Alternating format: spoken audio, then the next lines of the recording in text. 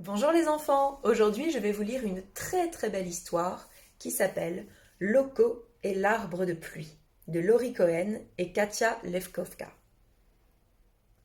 Loco et l'arbre de pluie.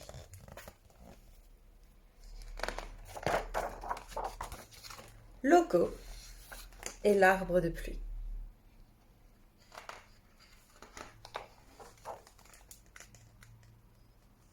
Loco est un petit garçon qui vit en Afrique. Il habite seul avec sa maman, dans une grande case au toit recouvert de chaume. Un jour, son papa est parti à la guerre, et il n'est jamais revenu. Il a de grands yeux couleur de chocolat, et la peau aussi brune et brillante que les graines de cacao.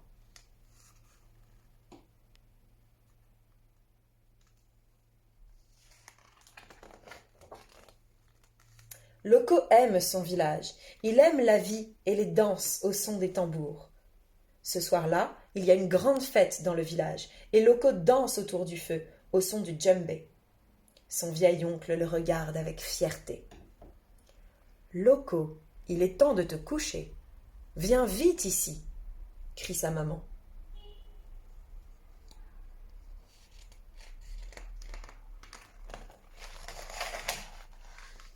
Il court vers la case et se glisse sous la couverture. Sa maman lui caresse le front, pose un baiser sur ses joues et murmure « Bonne nuit, petit ange !» Loco ferme les yeux et s'endort.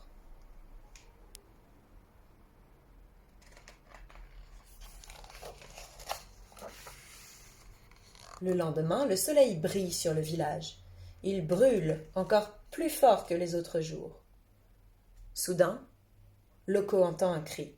« Quelle horreur! Non, ce n'est pas possible !»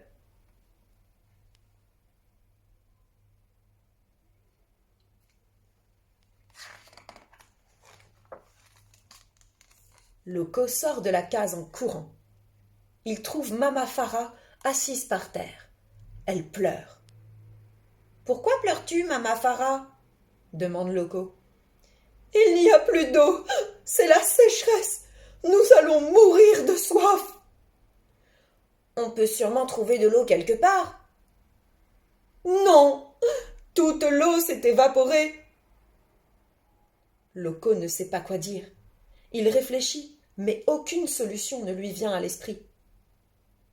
Les jours passent, et l'eau manque, chaque jour un peu plus. Les hommes, les femmes et les enfants sont couchés dans leur lit, mourant peu à peu. Les plantes et les fleurs se dessèchent. Et puis un jour, c'est la mère de Loco qui tombe malade. Loco sent la peur l'envahir. Il ne veut pas que sa maman meure. Il ne veut pas qu'elle l'abandonne comme son papa. Il doit trouver une solution. Il décide de rendre visite à son vieil oncle.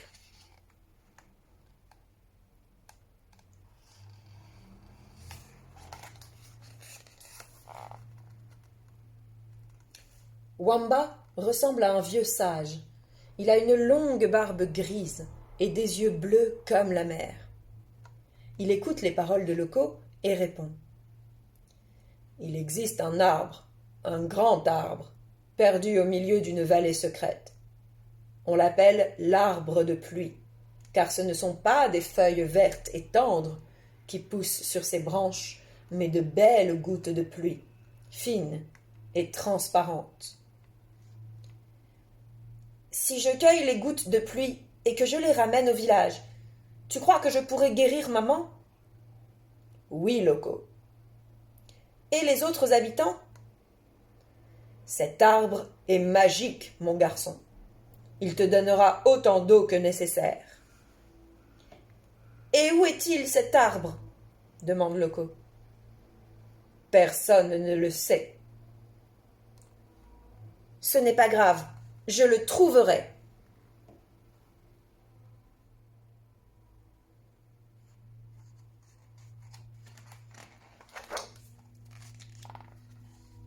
Loco s'apprête à partir vers le grand désert, mais Wamba le retient. Il glisse dans sa main un panier rempli de fruits, lui donne un seau et se penche vers son oreille pour lui murmurer. « Sois prudent, Loco. Seul un cœur pur et innocent pourra grimper tout en haut de l'arbre. » Loco embrasse son oncle et disparaît derrière les dunes.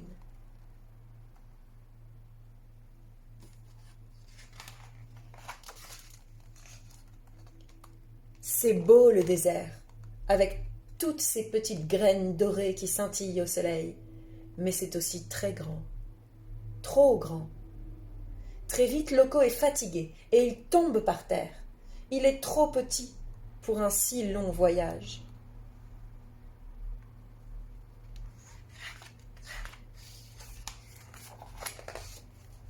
Soudain, Loco aperçoit un drôle d'animal. Un grand oiseau avec des ailes de toutes les couleurs. Un jour, son oncle lui a parlé de la légende des grands oiseaux aux ailes trempées dans l'arc-en-ciel, les tombacocos. Loco s'approche doucement de l'oiseau. Il lui tend un fruit bien mûr et l'animal vient manger dans sa main.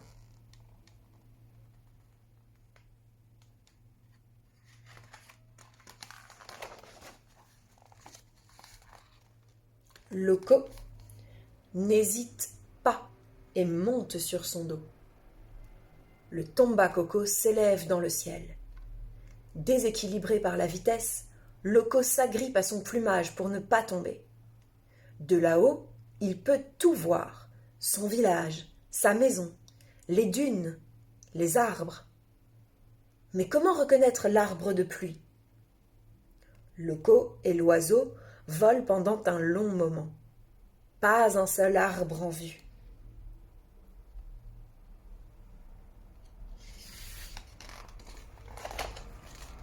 Soudain, Loco aperçoit quelque chose qui scintille au loin. Par-delà les dunes. Il demande au tombacoco de se poser juste à côté. C'est l'arbre de pluie. Il est là, devant lui, caché au cœur du désert. Il est vraiment beau. Des milliers de gouttes scintillent sur ses branches comme autant de perles. Loco descend de l'oiseau.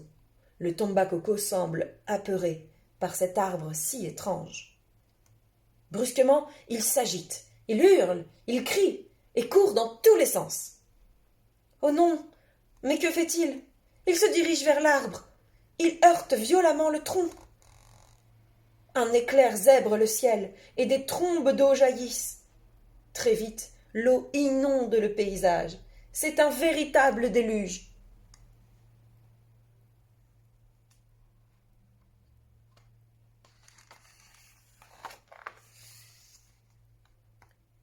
Loco sait que chaque élément de la nature est vivant et qu'il faut le respecter. Sa maman lui a appris à écouter la nature, entendre le souffle du vent, sentir le parfum de la terre, caresser l'écorce des arbres. Loco court vers l'arbre et grimpe le long de son tronc.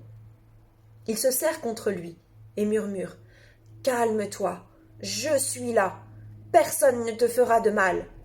Je veux seulement que tu m'aides à sauver mes amis et ma maman. Donne-moi quelques gouttes de pluie et je m'en irai. » Puis il effleure le tronc de l'arbre en chantonnant. Tout doucement, la pluie s'arrête de tomber. Loco entend l'esprit de l'arbre qui l'autorise à prélever de l'eau. Il cueille des gouttes de pluie et descend de l'arbre. Loco remercie l'arbre et lui dit adieu. Il grimpe sur les ailes du tombacoco et murmure « Rentrons au village. »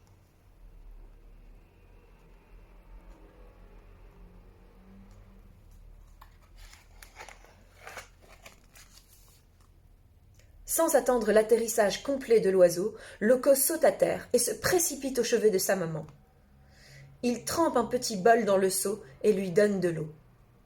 Puis, il passe de case en case et distribue l'eau magique aux habitants du village.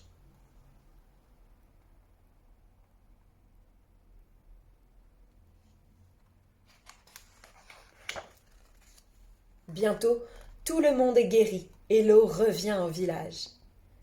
Le soir même, une grande fête est organisée en l'honneur de Loco. Ils dansent, rient et chantent autour du feu. Aujourd'hui encore, on entend au loin le son du djembé et les cris de joie. Vive Loco qui, un jour, sera roi.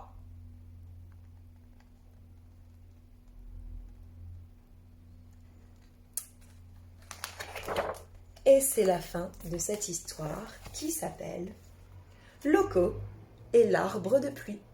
J'espère qu'elle vous a plu. Au revoir les enfants.